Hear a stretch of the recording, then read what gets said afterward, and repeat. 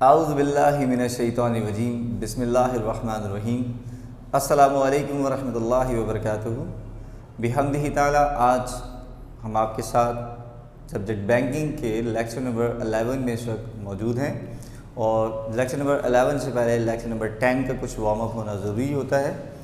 Lecture number 10 में अल्हम्दुलिल्लाह हम अपना एक बड़ा टॉपिक जो है उसको कवर कर चुके हैं, administrative structure of a bank या डिपार्टमेंट्स ऑफ द बैंक, जिसमें हमने डिपार्टमेंट्स डिस्कस किए थे मुख्तलिफ।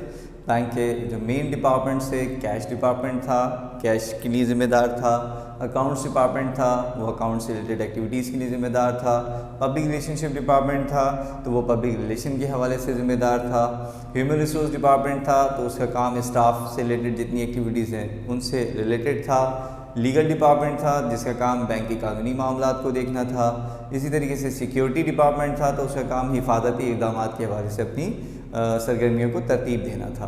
तो यहाँ तक का जो हमारा टॉपिक है वो एडमिनिस्ट्रेटिव स्ट्रक्चर या डिपार्टमेंट्स का जो है हम वो लास्ट लेक्चर में अपने कंप्लीट कर चुके हैं।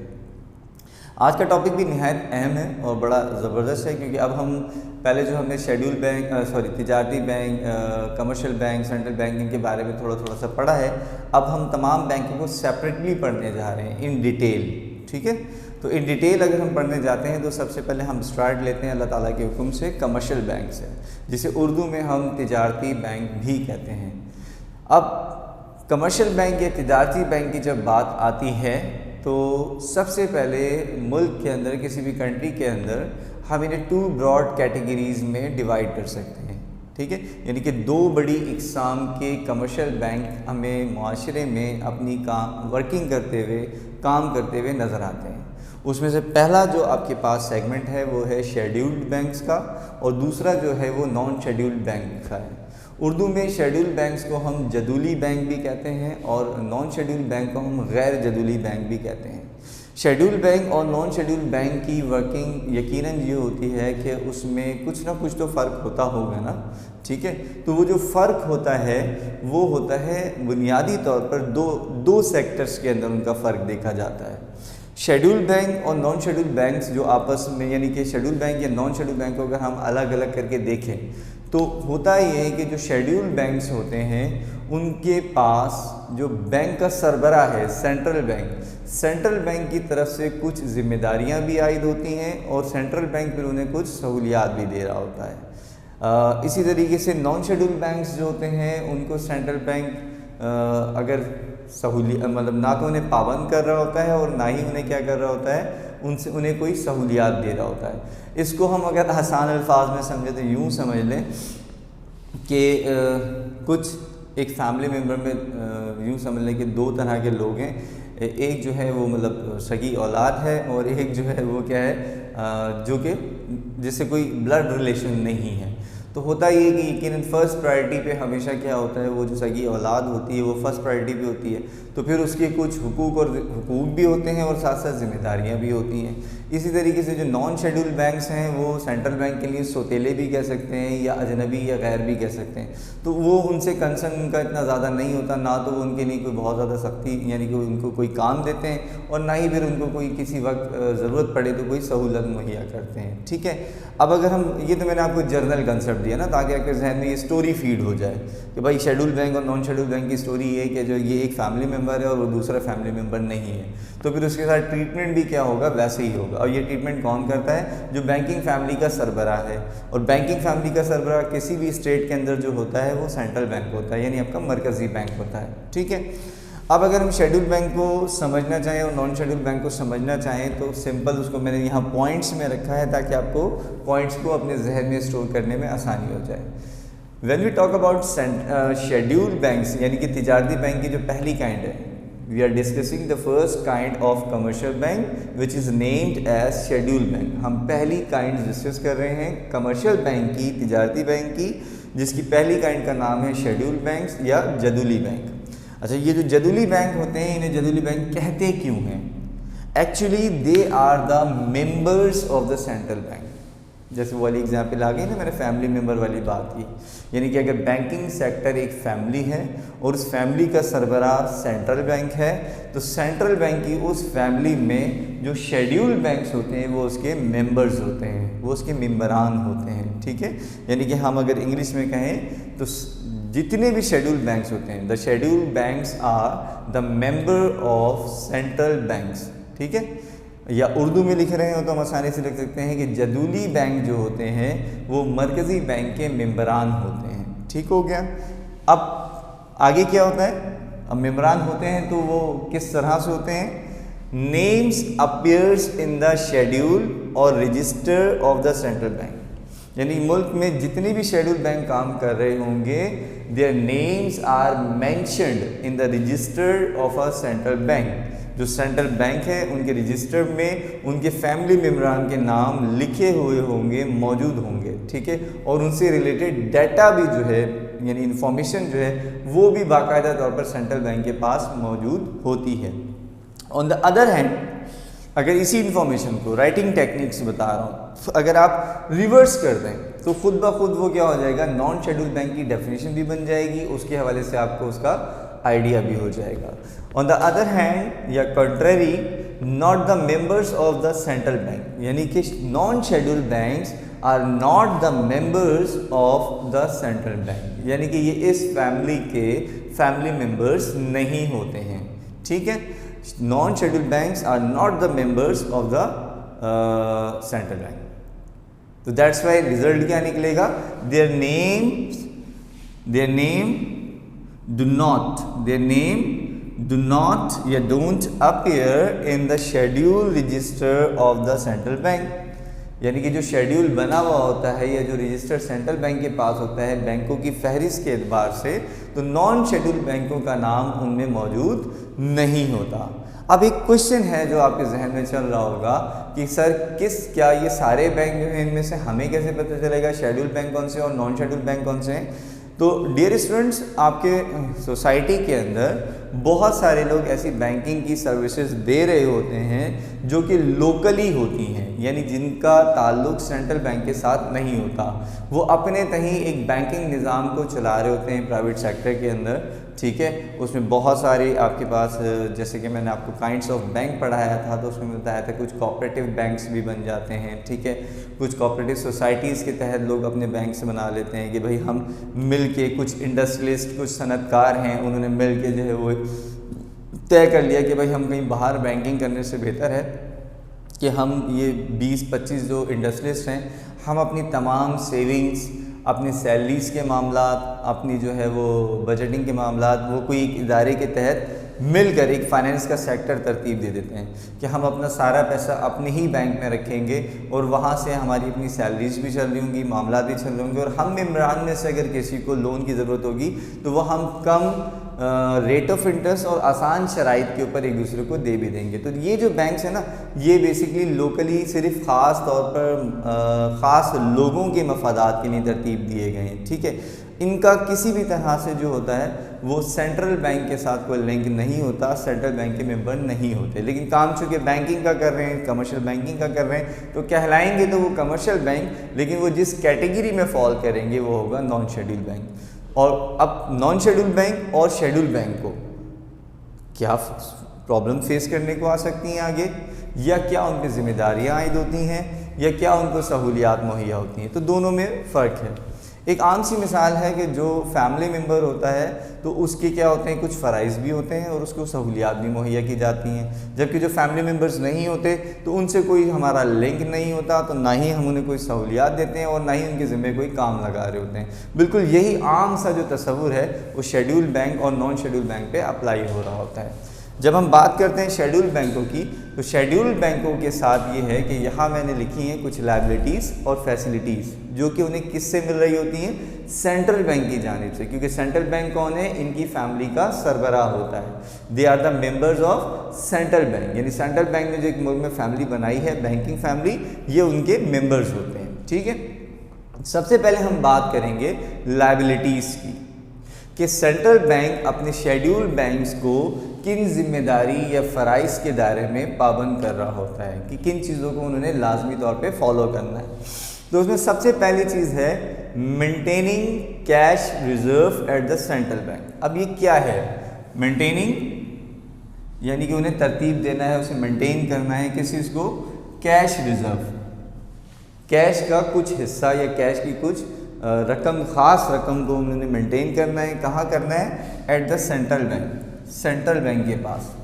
अब देखिए, इसको आसान अल्फाज में समझाता हूँ कि जब भी कोई कमर्शियल बैंक माशरे में वर्किंग स्टार्ट करता है तो वो लोगों के अकाउंट्स खोलता है। अकाउंट्स खोलता है, उसके पास डिपॉजिट्स आती हैं, ठीक है। वो जो डिपॉजिट्स आती हैं उसके लिहाज से सेंट्रल बैंक ने ये पाबंद किया हुआ होता है शेड्यूल बैंकों को कि आपने जो अकाउंट होल्डर से डिपॉजिट रिसीव की हैं उसकी एक ख़ास परसेंटेज, उसका एक ख़ास हिस्सा जो है वो आप रखवा देंगे सेंट्रल बैंक के पास। अंडरस्टैंड? क्लियर हो रही है बात? यानी कि आप सारा का सारा जो अकाउंट होल्डर का डिपॉजिट है वो अपने पास नहीं रखेंगे, उसका एक ख़ास हिस्सा आप जमा करवा देंगे, डिपॉजिट करवा देंगे सेंट्रल बैंक के पास, ठीक है। इसे सिक्योरिटी भी कहते हैं। इसे भी हमने आगे जाके डिटेल में पढ़ना है कि इसका तरीक़ेकार क्या होता है, कैसे सबमिट होती है, इसके रेट सेंट्रल बैंक कैसे तय करता है, इसका मुआशरे पे असर क्या पड़ता है, ठीक है, इसमें फ्लक्चुएशंस किस तरह आती हैं, ये सारी चीज़ें आगे डिटेल में पढ़नी है। फ़िलहाल लेकिन क्या है कि आपको कैश रिज़र्व समझ में आ जाए। कैश रिज़र्व का मतलब क्या है? कैश रिज़र्व का मतलब ये है कि जितनी भी अकाउंट होल्डर से आपके पास डिपॉजिट रिसीव हो रहा है बहैसियत कमर्शियल बैंक, आपने उसका एक ख़ास हिस्सा क्या करना है, एक ख़ास रकम है जो कि वो भी तय सेंट्रल बैंक करता है कि कितने % या किस रेशो से, वो आपने सेंट्रल बैंक के पास डिपॉजिट करा दे देंगे। ये तो हो गई आपकी पहली लायबिलिटी। दूसरी लायबिलिटी जो मेन इंपॉर्टेंट है वो है must follow the credit policy of the central bank. यानी कि जो मेंबर हजरात हैं, ठीक है, उन्हें अपने घर के उसूलों को फॉलो करना होता है। क्योंकि हमें पता है कि बीइंग मेन मेंबर या family head, central bank banking policies बनाता है, बैंकों की पॉलिसियां तरतीब देता है, ठीक है, कि आपने काम इस तरह से करना है, आपने कर्ज़ का रेशो ये रखना है, आपने कर्ज़ के ऊपर इंटरेस्ट का रेशो ये रखना है, आप मैक्सिमम क्लाइंट्स को कितना इंटरेस्ट दे सकते हैं, ठीक है। ये सारी चीज़ें कौन तय कर रहा होता है? वो सेंट्रल बैंक कर रहा होता है। तो सेंट्रल बैंक फिर पाबंद करता है शेड्यूल बैंकों को कि आप अपनी अपनी ब्रांच, अपनी अपनी बैंकिंग एरिया के अंदर जो वर्किंग करेंगे वो करेंगे सेंट्रल बैंक की पॉलिसीज़ के ऐन मुताबिक। आई होप सो कि कंसेप्ट क्लियर है, ठीक है, कि आपको दो जगह पे उन्होंने अपने साथ क्या किया होता है, पाबंद किया होता है। Being a commercial bank, central bank commercial bank को एक तो ये पाबंद करता है कि वो कैश रिजर्व मेंटेन करेंगे सेंट्रल बैंक के साथ, डिपॉजिट का एक ख़ास हिस्सा, और दूसरा ये कि वो जो भी पॉलिसीज़ बनाते हैं बैंक में, इकनॉमिक या क्रेडिट पॉलिसीज़, उनको फॉलो करना जो है वो शेड्यूल बैंकों की लाजमी ज़िम्मेदारी होता है। मेरा ख्याल है कि यहाँ तक का कंसेप्ट क्लियर हो गया होगा। अब आ जाते हैं फैसिलिटीज़। जब कमर्शियल बैंक सेंट्रल बैंक की बात को तस्लीम करते हैं, उसका मेंबर बनते हैं, उसके फ़राइज़ को पूरा करते हैं, तो अगेंस्ट इसके वो क्या करता है सेंट्रल बैंक, अपने शेड्यूल बैंकों को बहुत सी सहूलियात भी फराहम करता है। जिसमें पहली सहूलत है कि रीडिस्काउंटिंग ऑफ बिल ऑफ एक्सचेंज। मैं यहाँ इसको भी स्टॉप कर रहा हूँ क्योंकि मैंने आपको इस पर बिल ऑफ एक्सचेंज समझाना है, जो कि हमारा लेंदी टॉपिक है, इसकी बात आएगा टाइम टू टाइम। अभी आप इसको जस्ट क्या करें कि एक नेम के तौर पे याद कर लें कि भाई क्या फैसिलिटी देता है, रीडिस्काउंटिंग ऑफ बिल ऑफ एक्सचेंज। अभी अगर मैं इस टॉपिक को लेके चलूँगा तो ये हमारा सारा टॉपिक क्या हो जाएगा, वो बिखर जाएगा। आपने पहली फैसिलिटी सिर्फ अपने जहन में रख लेनी है कि फैसिलिटीज़ में क्या मिलती है, रीडिस्काउंटिंग ऑफ बिल ऑफ एक्सचेंज। इसका फ़ायदा ये होता है कि रीडिस्काउंटिंग ऑफ बिल ऑफ एक्सचेंज से एक फ़ायदा हो रहा होता है कि बैंक की कैश की रिक्वायरमेंट, यानी जो आम बैंक शेड्यूल बैंक काम कर रहे हैं, अगर उन्हें कभी कैश की रिक्वायरमेंट हो और उनके पास कैश ना हो तो उसके ज़रिए वो इस प्रोसेस के ज़रिए, रीडिस्काउंटिंग ऑफ बिल ऑफ एक्सचेंज के ज़रिए सेंट्रल बैंक से क्या ले सकते हैं, कैश ले सकते हैं, ठीक है। इसका फ़ायदा ये होगा। अब ये किस तरह वर्किंग करेगा ये इंशाल्लाह हम अपने आगे जो लेक्चर्स आएंगे, ये टॉपिक आएगा बिल ऑफ एक्सचेंज का, मैं उसमें आपको बहुत डिटेल में बताऊँगा। अच्छा, इसी तरीके से क्लियरिंग हाउस फैसिलिटी। अभी क्लियरिंग हाउस फैसिलिटी भी एक बड़ा डिटेल टॉपिक है, ठीक है। क्लियरिंग हाउस फैसिलिटीज़ में होता ये है कि अगर मैं आपको थोड़ा सा ओवरव्यू दे रहा हूँ, डिटेल में बाद में डिस्कस करूँगा इंशाल्लाह। आपने देखा कि मुआशरे में कई बैंक्स हैं, एमसीबी का भी बैंक है, आपके पास एचबीएल भी है, बैंक अल-फलाह भी है, यूबीएल भी है, ये सारे अलग अलग बैंक्स काम कर रहे हैं। और तमाम लोगों के अलग अलग बैंक्स में अकाउंट भी होते हैं। अब एक मिसाल के तौर पे यूबीएल का जो बंदा है या अकाउंट होल्डर है, ठीक है, वो एमसीबी के अकाउंट होल्डर को पेमेंट कर रहा है, तो यूबीएल का जो अकाउंट होल्डर है वो यकीनन किस चेक पे जो है वो क्या करेगा, पेमेंट साइन करेगा। अगर उसे पेमेंट करनी है एमसीबी वाले को, तो वो अपने यूबीएल के चेक के ऊपर क्या करेगा, एक अमाउंट मेंशन करके दे देगा कि भाई ये जो है आप जाके पेमेंट रिसीव कर लें। अब यूबीएल वाला क्या, वो जो एमसीबी वाला है जिसने यूबीएल का चेक रिसीव किया है, तो वो क्या करेगा, वो जाके अपने ही बैंक एमसीबी में जमा करवा देगा, ठीक है। हालांकि वो असल में चेक तो किसका है, यूबीएल का है, ठीक है, जो दिया गया है। जमा कहाँ हो रहा है, एमसीबी में, चूंकि जिसको दिया है उसका अकाउंट एमसीबी में है, ठीक। तो फिर अब एमसीबी वाले क्या करते हैं, एक मिसाल बता रहा हूँ, उस चेक की यूबीएल से पेमेंट लेना जो है वो क्या हो जाता है, एमसीबी की जिम्मेदारी हो जाती है। तो इस तरह क्या होता है, एक दूसरे के चेक एक दूसरे के ऊपर विड्रॉ हो रहे होते हैं। इन्हीं चेकों की जो ये यानी कि एक्सचेंज है एक दूसरे के साथ, एक बड़ी किस्म की जो एक्टिविटी सामने आती है जिसे हम कहते हैं क्लियरिंग हाउस। ये क्लियरिंग हाउस है क्या, कैसे काम करता है, ये भी एक बड़ा डिटेल टॉपिक है, इसको हम आगे जाके डिस्कस करेंगे। तो इस तरह के मामलात यानी एक दूसरे के चेकों के मामलात के दौरान यानी उनकी सेटलमेंट के दौरान ताउन करना भी किसकी जिम्मेदारी होती है, वो सेंट्रल बैंक की जिम्मेदारी होती है, ठीक है। ये मैंने सिर्फ ओवरव्यू दिया है, यानी कि क्या है, रीडिस्काउंटिंग ऑफ बिल ऑफ एक्सचेंज, जिसके ज़रिए कैश मिल जाता है शेड्यूल बैंकों को अगर उनके पास शॉर्ट हो। क्लियरिंग हाउस फैसिलिटी, इससे जो उनके अदर बैंक्स के चेक के मामलात हैं उनको सेटल करने में आसानी होती है, ठीक है, और इसमें जो है वो मदद करता है सेंट्रल बैंक। इसके अलावा lender of the last resort, कर्ज की आखिरी पनाहगाह, यानी कि हमें अगर कर्ज चाहिए होता है, कर्ज की आखिरी पनाहगाह, तो हम बैंकों की तरफ जाते हैं। समटाइम ऐसा भी होता है कि शेड्यूल बैंकों को भी कर्ज की ज़रूरत पड़ जाती है, कैश की ज़रूरत पड़ जाती है, तो वो बराह रास्त जाके क्या कर सकते हैं, सेंट्रल बैंक से लोन अप्लाई कर सकते हैं और सेंट्रल बैंक कमर्शियल बैंकों को लोन फराहम करता है। इसके अलावा जो लास्ट है वो है एडवाइजरी सर्विसेज। ज़ाहिर है जब आप कोई बिज़नेस कर रहे होते हैं तो उसमें 10 किस्म के मसाइल आते हैं, परेशानियां आती हैं, प्रॉब्लम्स आती हैं, तो वहाँ पर प्रोफेशनल एडवाइजरी सर्विसेज चाहिए होती हैं उन प्रॉब्लम्स को सॉर्ट करके उनसे बाहर आने के लिए, उनके सॉल्यूशंस फाइंड आउट करने के लिए। तो ऐसी एडवाइजरी सर्विसेज यानी मशावरती खिदमात जो होती हैं ये सेंट्रल बैंक प्रोवाइड करता है अपने बेहतरीन प्रोफेशनल्स के ज़रिए। किन बैंकों को, शेड्यूल बैंकों को। तो अब आप आज की क्लास में जो हमने ये देखा है वो ये देखा है कि कमर्शियल बैंक की ब्रॉडली स्पीकिंग 2 काइंड्स होती हैं, शेड्यूल बैंक्स होते हैं, नॉन शेड्यूल बैंक्स होते हैं। Schedule banks are the member of central bank, non schedule bank whereas are not the members of central bank. इसी तरीके से फिर उनकी डीलिंग है कि जो सेंट्रल बैंक है वो ना तो नॉन शेड्यूल बैंक्स पे किसी किस्म की कोई लायबिलिटीज़ लगाता है, ना ही उन्हें कोई फैसिलिटीज़ देता है, जबकि शेड्यूल बैंकों को वो रिस्पॉन्सिबिलिटीज़ में भी बांधता है और साथ साथ उन्हें फैसिलिटीज़ भी देता है। रिस्पॉन्सिबिलिटीज़ में दो बड़ी रिस्पॉन्सिबिलिटीज़ हमने यहाँ डिस्कस की कि बैंक को अपनी डिपॉजिट, शेड्यूल बैंक को अपनी डिपॉजिट का एक ख़ास हिस्सा बैंक में रखना लाजमी होता है सेंट्रल बैंक के पास। इसी तरीके से सेंट्रल बैंक के साथ साथ जो पॉलिसियाँ बन रही होती हैं उनको फॉलो करने के लिए भी पाबंद होता है। अब फैसिलिटीज़ में हमने पढ़ा कि वो रीडिस्काउंटिंग ऑफ बिल ऑफ एक्सचेंज के ज़रिए सेंट्रल बैंक से कैश हासिल कर सकते हैं। इसके अलावा डायरेक्ट कर्जे भी ले सकते हैं। इसके अलावा जो अदर बैंकों के चेक्स एक दूसरे पे विड्रॉ हो रहे होते हैं उनकी सेटलमेंट के हवाले से भी सेंट्रल बैंक उन्हें मदद करता है। और जहाँ भी बैंकिंग ऑपरेशंस के दरमियान